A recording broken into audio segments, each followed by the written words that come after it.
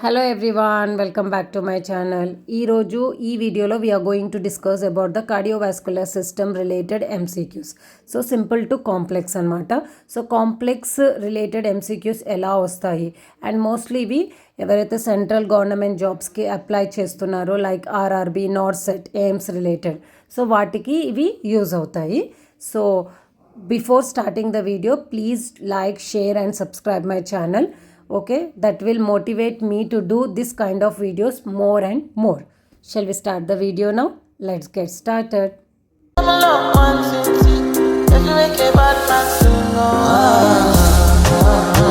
So the first question, a patient with hypertension is prescribed a thiazide diuretic.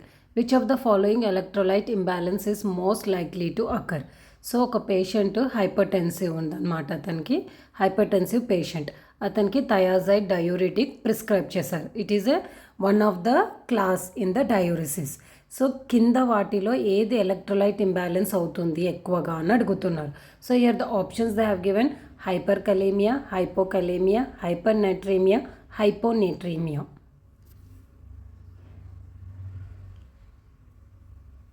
Did you guess the answer?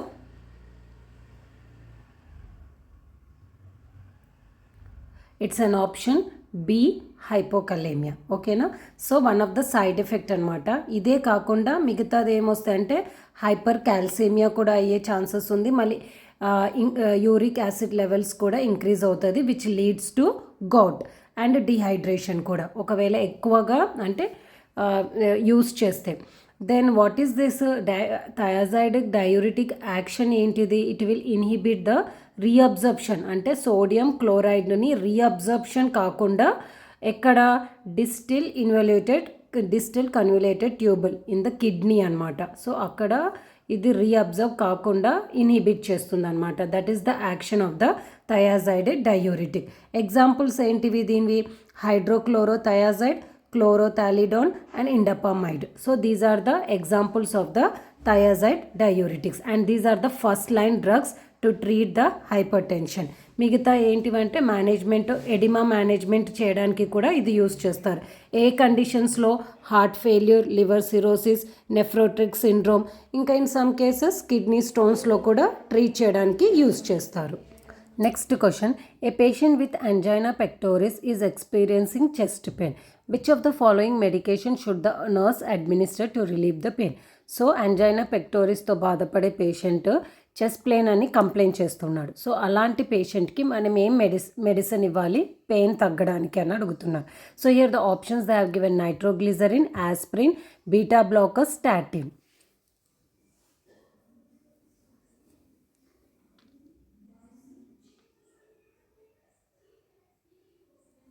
Did you guess the answer? It's an option A, nitroglycerin. Okay, so angina pectoris అంటే ఏంటిది? It is a clinical syndrome అనమాట. Syndrome అంటే ఏంటిది? A group of symptoms. Okay, so ఇది ఒక symptom అనమాట angina pectoris అని. అదేమంటిది అంటే చెస్ట్ పెయిన్ ఆర్ డిస్కంఫర్ట్. ఎందువలన వస్తుందంటే హార్ట్ మజిల్స్ ఉంటాయి కదా, దానికి సఫిషియంట్ ఆక్సిజన్ సప్లై లేకపోతే the patient will have the complaint of this angina pectoris అనమాట. సో చాలా టైప్స్ ఉంటాయి, స్టేబుల్ ఆర్ అన్స్టేబుల్ angina అని. సో దీంట్లో నైట్రోగ్లిజరిన్ ఇస్తాము. సో నైట్రోగ్లిజరిన్ ఫంక్షన్ ఏంటిది? It is a vasodilator which will relax the blood vessels. ఓకేనా? ఎక్కడ blood వెజల్స్ని relax చేస్తుంది? మయోకార్డియల్లో అనమాట. సో అలా ఆక్సిజన్ డిమాండ్ అనేది తగ్గి పెయిన్ అంటే పెరుగుతుంది, ఆక్సిజన్ డిమాండ్ పెరుగుతుంది బికాస్ వాసోడైలేట్ అవుతుంది కదా బ్లడ్ వెజల్స్. సో అలా పెయిన్ రిలీవ్ చేస్తుంది. That's the function of the nitroglycerin. So aspirin ఏంటిది? Aspirin is a anti platelet drug అనమాట. Okay, which will prevents the blood clotting. So ఇది ఎలాంటి కాజెస్లో ఇస్తారంటే హార్ట్ అటాక్, ఎంఐ ఆర్ స్ట్రోక్లో. Statin ఏంటిది? లిపిడ్ లోవరింగ్ డ్రగ్స్ అనమాట. ఇదేంటిదనంటే ఒక ఎంజైమ్ని ఏమంటారు ఇన్హిబిట్ చేస్తారు. విచ్ ఎంజైమ్ HMG-CoA రిడక్టేస్ అనమాట. ఇది దేనికి హెల్ప్ చేస్తుందంటే it will involves in cholesterol synthesis. Okay, so ఇది లిపిడ్ లోవరింగ్ కదా, అంటే కొలెస్ట్రాల్ సింథసిస్ కాకుండా ఆ ఎంజైమ్ని ఇన్హిబిట్ చేస్తుంది. That the function of the statin. So example atorvastatin, rosuvastatin. So దేనికి ఈ మెడిసిన్ యూస్ చేస్తారంటే అథెరోస్క్లీరోసిస్ ట్రీట్మెంట్కి యూస్ చేస్తారు. సో బీటా బ్లాకర్స్ ఏంటిది? Beta blockers are anti hypertensive drugs or anti anginal drugs అనమాట. ఇదేం చేస్తుందంటే the name itself it is telling it blocks the beta adrenergic receptors. Okay, so దీనివల్ల ఏమవుతుందంటే it will reduce the heart rate, myocardial contractility. Okay, so ఇది దేనికి ఇస్తారు, ఏం treat చేయడానికి ఇస్తారంటే hypertension, heart failure treat చేయడానికి they will use the beta blockers. Okay, so these are the functions of this actions of this drugs. The next question, a patient with aortic stenosis is at risk for which of the following complications? So aortic stenosis తో బాధపడే పేషెంట్కి he will land up with the which complication? A complication arise అవుతుంది ఇతనికి అని అడుగుతున్నారు. So the examples they have given, the options they have given: heart failure, stroke, pulmonary embolism, peripheral artery disease.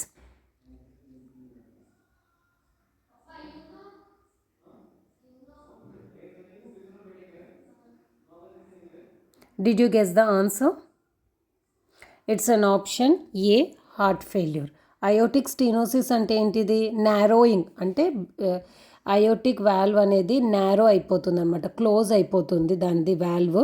So దానివల్ల ఏమవుతుందంటే అక్కడ blood flow అనేది decrease అయిపోతుంది. ఎక్కడి నుంచి? లెఫ్ట్ వెంట్రికల్ నుంచి ఏదైతే అయోటాకి వెళ్ళాలో అది వెళ్ళదనమాట, అట్లా క్లోజ్ అయిపోతుంది. బికాస్ ఆఫ్ దట్ ఏమవుతుంది? It will leads to left ventricular hypertrophy. ఓకేనా, that will leads to heart failure అనమాట. సో దీనికి ట్రీట్మెంట్ ఏంటిదంటే అయోటిక్ వాల్వ్ రీప్లేస్మెంట్ చేయాల్సి వస్తుంది. So why not the other MCQs అని అంటే స్ట్రోక్ అనేది బ్లడ్ క్లాట్ ఆర్ డెబ్రిస్ వల్ల వస్తుందన్నమాట, which will travel to the brain. అంటే ఎక్కడో ఒక దగ్గర బ్లడ్ క్లాట్స్ ఉంటాయి, అది బ్రెయిన్కి ట్రావెల్ అయితే that time the patient will develop stroke. Pulmonary embolism అంటే ఏంటిది? ఇది కూడా బ్లడ్ క్లాట్ వల్లనే అవుతుంది, కానీ which will originate from the deep vein thrombosis. లెగ్స్లో డీప్ వెయిన్ థ్రోంబోసిస్ అక్కర్ అయినప్పుడు అక్కడ నుంచి బ్లడ్ క్లాట్ అనేది ట్రావెల్ అయ్యి లంగ్స్కి వచ్చినప్పుడు పల్మనరీ ఎంబోలిజం డెవలప్ అవుతుంది. అదే పల్మనరీ అంటే లంగ్స్. దెన్ PAD ఏంటి? పెరిఫెరల్ ఆర్టరీ డిజీజ్ అని అంటే this is the artery diseases which peripheral అనమాట. సో దిస్ కండిషన్ ఈజ్ అథెరోస్క్లీరోసిస్ వల్ల అవుతుంది. అందుకే మిగతా 3 options is not the complications of aortic stenosis. So దీన్ని నేను పిక్చర్స్లోనే చూపించాలని అనుకుంటున్నాను, కానీ నా దగ్గర ఇప్పుడు ప్రజెంట్ అయితే బెటర్ గ్యాడ్జెట్స్ లేవు, బెటర్ ఎడిటింగ్ ఆప్షన్స్ అనేవి లేవు అండ్ నాకు తెలియదు కూడా ఎలా ఎడిట్ చేయాలనేది. సో స్లోగా అన్నీ నేర్చుకుంటున్నాను. సో అవన్నీ నేర్చుకొని కూడా మీకు ఇంకా ఫ్యూచర్లో బెటర్ క్వాలిటీ వీడియోస్ ఇవ్వడానికి ట్రై చేస్తాను. బట్ ఇప్పటికి ఇలా అడ్జస్ట్ చేసుకోండి, ఓకేనా? But I'm trying my level best to understand the topic and the content. Okay, next question, a patient with mitral regurgitation is experiencing dyspnea and fatigue. So which of the following medication is commonly used to manage this condition? So mitral regurgitation to suffer a patient SOB and fatigue అని complaint చేస్తే ఏ medicine ఇస్తామని అడుగుతున్నారు. So here the options they have given: diuretics, beta blocker, ACE inhibitors, calcium channel blockers.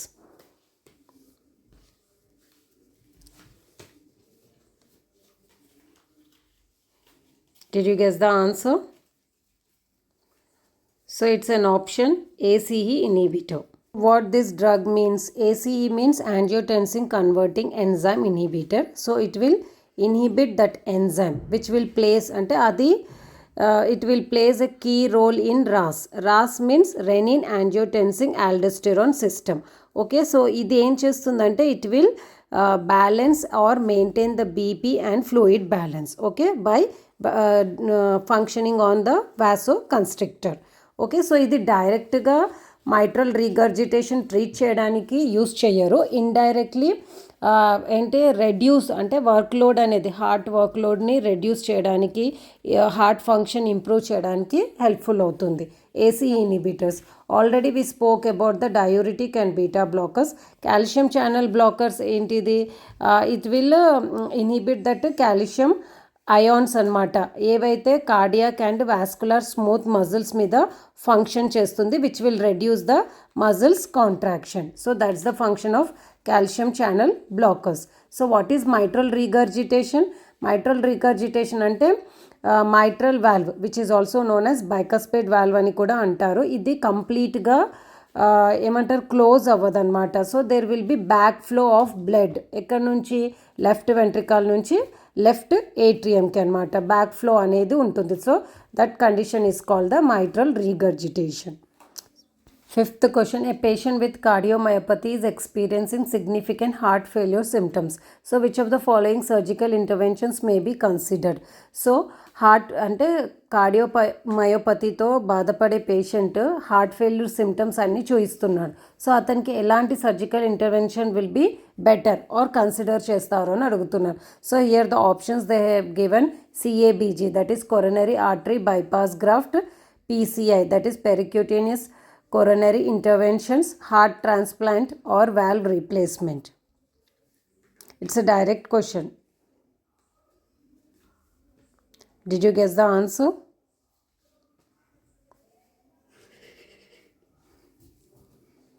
It's an option C, heart transplant. ఎందుకంటే what is cardiomyopathy, it is a group of disease అనమాట. అన్నీ కలిసి ఉంటాయి దాంట్లో, MI, SA, CAD, atherosclerosis, arrhythmias, everything will be there with that. అంటే ఆ ప్రాబ్లమ్స్లో ఏదో ఒకటి ఉంటుంది, బట్ హార్ట్ మజిల్స్ అనేది మొత్తము ఎఫెక్ట్ అయిపోతాయి అన్నమాట. So because of that what will happen, the heart will not ability, అంటే అసలు హార్ట్కి అసలు ఎబిలిటీ ఉండదు బ్లడ్ పంప్ చేయడానికి. సో మొత్తం ఫెయిల్ అయిపోతుంది. సో అలాంటప్పుడు వాల్వ్ రీప్లేస్మెంట్ చేయడానికి చేసినా ఏం లాభం, CABG చేసినా, PCI చేసినా ఎలాంటి లాభం ఉండదు. అక్కడ కంప్లీట్గా హార్ట్నే ట్రాన్స్ప్లాంట్ చేయాల్సి వస్తుంది. So the option C is the correct answer. Sixth question, a patient with pericarditis is experiencing chest pain that worsen with inspiration and relieves with sitting upright. So this is known as, so what the options they have given, pleuritic chest pain, anginal chest pain, stable angina, unstable angina. పెరికార్డైటిస్తో బాధపడే patient ఒకవేళ chest pain అని complaint చేశాడు, అది inhale చేసేటప్పుడే pain అవుతుంది, but upright sitting పొజిషన్లో కూర్చున్నప్పుడు రిలీఫ్గా అనిపిస్తుంది. సో దట్ టైప్ ఆఫ్ పెయిన్ని ఏమంటారు అని అడుగుతున్నారు ఇక్కడ.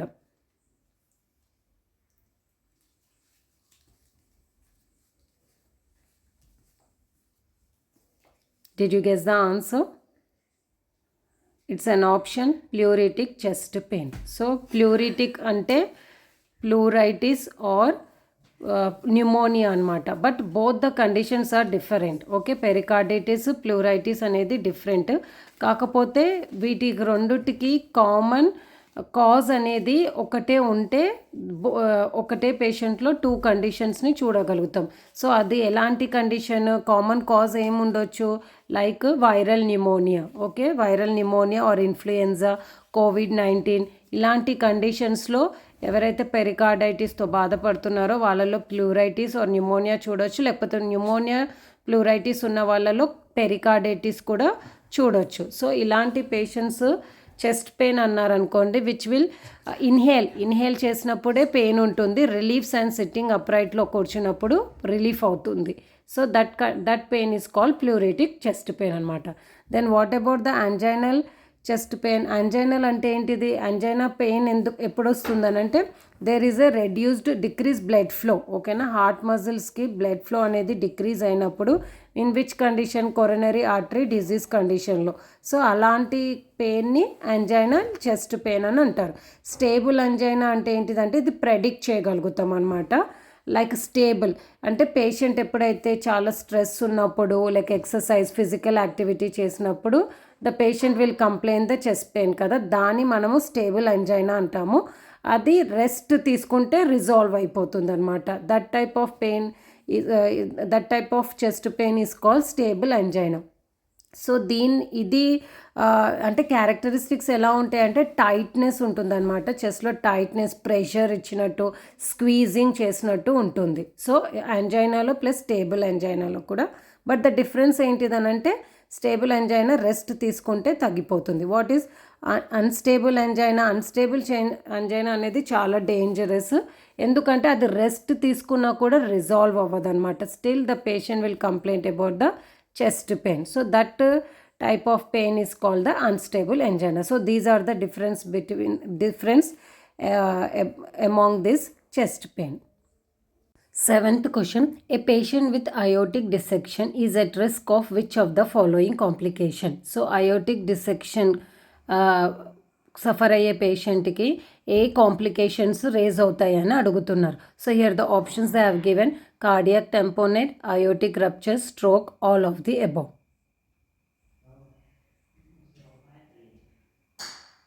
Did you guess the answer?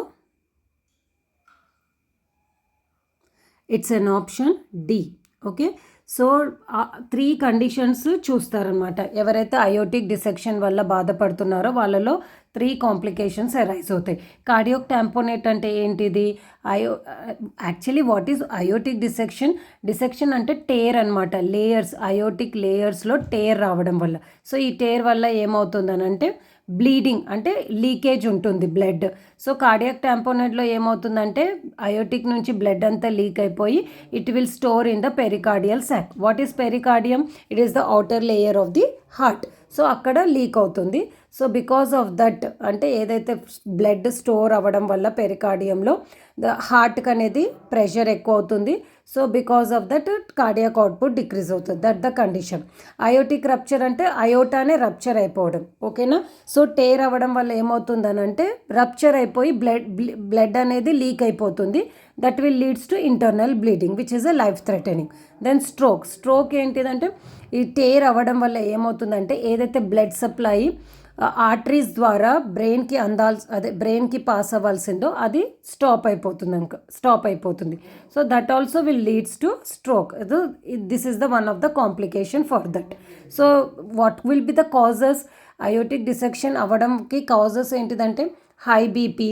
ఓకేనా? సో బీపీ ఎక్కువ ఉండడం వల్ల, అథెరోస్క్లెరోసిస్, ఏదైనా ట్రామా, ఏజ్ రిలేటెడ్ కూడా.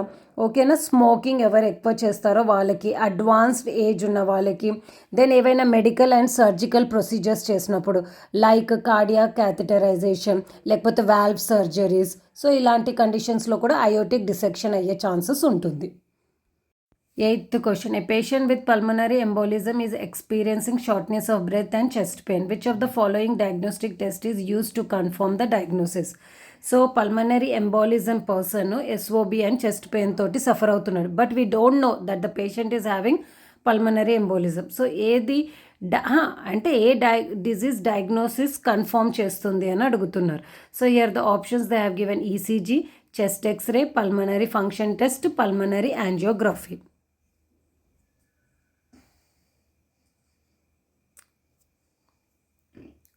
Did you guess the answer? It's an option D, pulmonary angiography. So ECG, then pulmonary angiography test ఏంటిది? It's an invasive procedure. Proper dye అనేది మనం pass చేస్తే క్లియర్గా అది బ్లడ్ క్లాట్ వలన, ఎయిర్ ఎంబోలిజం వల్ల, దేని వల్ల వచ్చింది అనేది మనకు కన్ఫర్మ్ అంటే డయాగ్నోసిస్ తెలుస్తుంది అనమాట. సో ఇది pulmonary because of SOB and chest pain. SOB ఉంది కాబట్టి so we can identify it is diagnosed as a pulmonary embolism. ECG ఏంటిది? ECG just it is a test for to do the cardiac activity. ఓకేనా? అంటే chest pain, MI అలాంటి కండిషన్స్లో మనం ECG చేస్తాం. Chest ఎక్స్రేలో ఏది క్లియర్గా తెలీదు. పల్మనరీ ఫంక్షన్ టెస్ట్ కూడా లంగ్ కెపాసిటీ తెలుసుకోవడానికి టెస్ట్ చేస్తామే తప్ప పల్మనరీ ఎంబోలిజంకి అయితే అది ప్రాపర్ టెస్ట్ అయితే కాదు. So pulmonary angiogram only is the gold standard test to diagnose the disease condition. Next question, A patient with varicose veins is experiencing leg pain and swelling. Which of the following interventions can help elevate the symptoms? So ఒక patient varicose veins తోటి బాధపడుతుంది. Okay, so తనకి ఎలాంటి interventions తీసుకుంటాం మనము అని అడుగుతున్నారు. So the options they have given: elevating the legs, wearing compression stockings, avoiding prolonged sitting or standing, all of the above. Easy question. Did you guess the answer? It's an option, all of the above. Varicose veins అంటే ఏంటిది? It is enlarged, twisted and swollen veins అనమాట. ఎక్కడ చూస్తాం వీటిని? Mostly లెగ్స్లో చూస్తాం. ఓకేనా?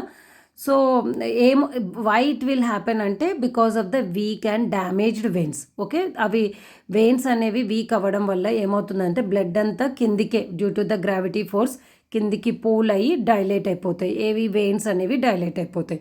దానివల్లనే లెగ్స్ అనేవి పెయిన్గా, స్వెల్లింగ్ ఉన్నట్టుగా ఉంటాయి అన్నమాట.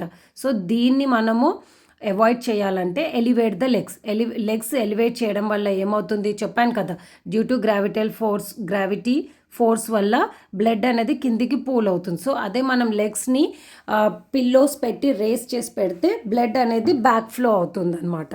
సో దానివల్ల స్వెల్లింగ్ అనేవి తగ్గుతాయి. వేరింగ్ కంప్రెషన్ స్టాకింగ్స్ అంటే టైట్ సాక్స్ లాంటివి అనమాట. అవి వేయడం వల్ల ఏమవుతుందంటే వెయిన్స్ అనేవి అక్యురేట్ పొజిషన్లో ఉంటుందన్నమాట. సో ఉంటాయి. And avoid prolong sitting are standing. So sitting and standing కూడా ఎక్కువగా చేయొద్దు. చెప్పాను కదా, స్టాండింగ్ అయితే మళ్ళీ ఏమవుతుంది, గ్రావిటీ ఫోర్స్ వల్ల మళ్ళీ సేమ్ ప్రాబ్లం ఇష్యూ అవుతుంది. అందుకే ఎక్కువ కూర్చోవడం చేయొద్దు. ఫ్రీక్వెంట్లీగా పొజిషన్స్ చేంజ్ చేసుకుంటూ రెస్ట్ తీసుకుంటూ ఉండాలి. So the correct answer is all of the above. 10th question: a patient with hypertension is prescribed a calcium channel blockers. So which of the following side effects should the nurse monitor for? So hypertension patient calcium channel blockers prescribe చేశారు. So కింద ఏ side effect monitor చేయాలి nurse అని అడుగుతున్నారు. So here the options they have given: tachycardia, bradycardia, peripheral oedema, hypokalaemia.